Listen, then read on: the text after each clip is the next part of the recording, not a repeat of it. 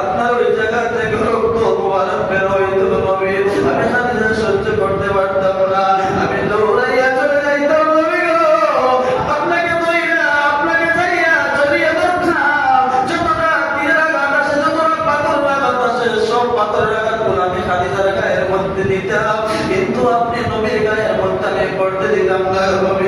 ইয়া রাসূলুল্লাহ, আমি আল্লাহ আপনি যখন ঘরের মধ্যে যখন রাত্রি হয়ে যাইত, গভীর রজনীতে যখন আপনি ঘরের মধ্যে প্রবেশ করতেন নবী, আপনার অপেক্ষায় আমি খাদিজা ঘরের মধ্যে দাঁড়াইয়া দাঁড়াইয়া থাকতাম, আপনার অপেক্ষা করতাম কখন আপনি বাসায় আসবেন নবী।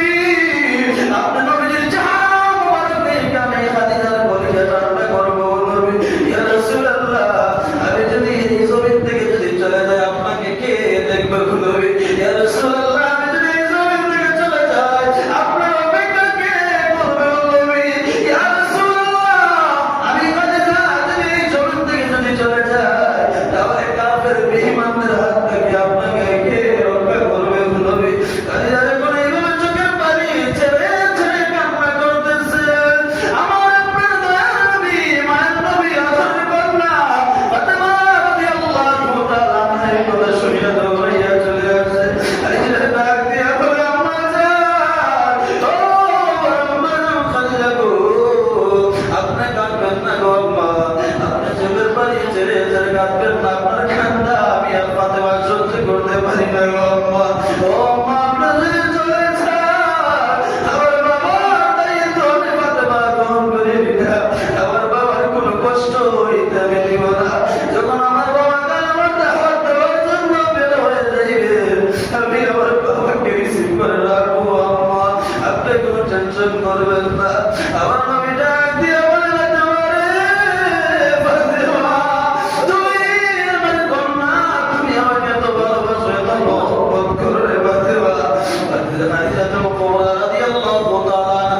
যেইভাবে চোখের পানি ছেড়ে ছেড়ে কান্না করতেছে আর বলে, ইয়া রাসূলুল্লাহ, ইয়া হাবিবাল্লাহ নবী গো, আমার মনে হয় জমিনের মধ্যে আমি আর বেশি দিন থাকতে পারবো না নবী।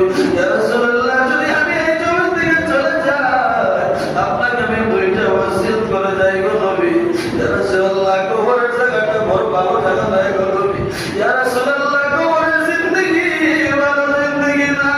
ইয়া রাসূলুল্লাহ, ইয়া হাবিবাল্লাহ নবী গো, আমি যখন মারা যাব, আমি মারা যাওয়ার পরে একটু দুনিয়ার জমিনের মধ্যে মানুষ মারা গেলে বাজার থেকে সাদা মার্কিন কাপড় নিয়ে আসি গো নবী। আমি আপনাকে ওসিয়ত করে যাই, আমি মারা যাওয়ার পরে আমার বাজারের কোনো সাদা মার্কিন কাপড় দিবে না গো নবী। আমি মারা গেলে দুনিয়ার কোনো বাজারের কাপড় দিয়ে আমার কাফন দিবে না গো নবী।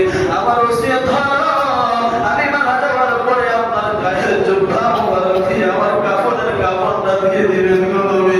আমার নবী ডাক দিয়ে বলে, ও খাদিজা, ও খাদিজা, আমার গায়ের জুব্বা কেন আমি তোমার গায়ের কাফন বানাইয়া দিব আমি জানতে চাই।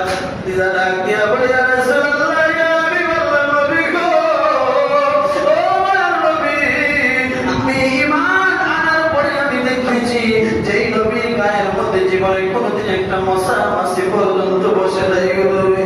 যেই নবী রাস্তা দিয়ে হেঁটে হেঁটে গেলেন, শক্ত পাথরগুলো নবীদের কদম মুবারক লাগার সাথে সাথে নরম হয়ে যায়।